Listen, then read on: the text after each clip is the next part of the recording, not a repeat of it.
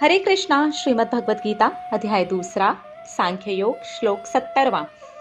अपूर्यमाणं चल प्रतिष्ठं समुद्रमापः प्रविशन्ति यद्वत् तद्वत् कामायं प्रविशन्ति सर्वे स शान्तिमाप्नोति न कामकामी। आगे श्री कृष्ण भगवान अर्जुन से कहते हैं, जिस प्रकार से समुद्र में सभी प्रकार की नदियां आती हैं और एक हो जाती हैं, सभी नदियों को समुद्र अपने अंदर समा लेता है। बस उसी प्रकार की इच्छाएं भी हैं और हम स्वयं समुद्र की भांति हैं। सभी प्रकार की जो नदियां हैं वो हमारी अनेक प्रकार की इच्छाएं हैं जो हम में आती हैं। समुद्र दृढ़तापूर्वक शांत बना रहता है। उसी प्रकार से जो बुद्धि युक्त व्यक्ति होता है, सभी प्रकार की इच्छाएं उसके अंदर आने से भी वह शांत बना रहता है, बिल्कुल शांत। लहरों के रूप में दिखाई देती हैं उसकी इच्छाएं, हल्की खुशी हल्के दुख में दिखाई देती हैं। इंसानी रूप में, इंसानी रूप का जो समुद्र है, इसमें इच्छाएं, हल्का दुख, क्षण भर का दुख और क्षण भर की खुशी, इसे तो बोलते हैं लहरें।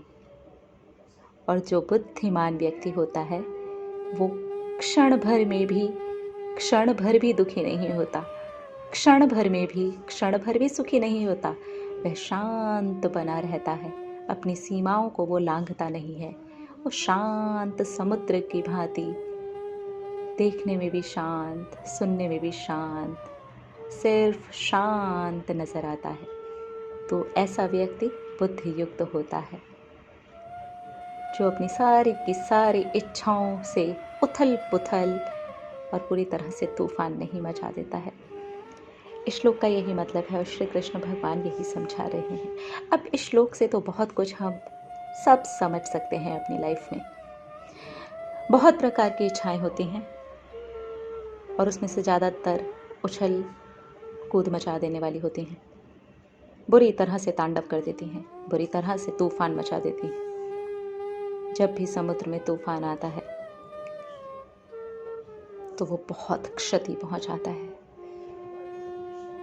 जब तूफान थम जाता है तब पता चलता है कि नुकसान कितना हुआ है।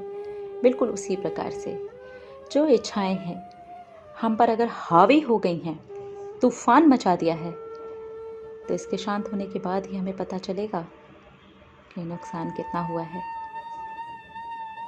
जैसे कि क्रोध शांत हो जाता है, उसके बाद ही पता चलता है कि नुकसान कितना हुआ है, और सबसे ज़्यादा नुकसान खुद का ही होता है। बस ऐसा ही इच्छाओं के मामले में भी है। जब इच्छाएं हम पर हावी होती हैं और तूफान मचा देती हैं, तो सबसे ज़्यादा नुकसान हमारा होता है। हमारे शरीर का नहीं, हमारे अंतर मन का होता है। हम उस शांति को प्राप्त ही नहीं कर पाते हैं जो शांति शाश्वत है, जो परम सत्य है, जिसे हम आत्मा कहते हैं।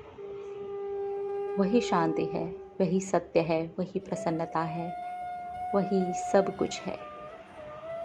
तो अगर हमें शांति चाहिए, प्रसन्नता चाहिए, तो हमें समुद्र की भांति शांत रहना चाहिए। कितनी भी इच्छाएं आ जाएं, नदियों के रूप में उन्हें आने देना चाहिए और स्वयं को शांत बना करके रखना चाहिए। ये होगा निरंतर चिंतन करने से, निरंतर अपनी आत्मा के बारे में समझने से, अपने आप को जानने से।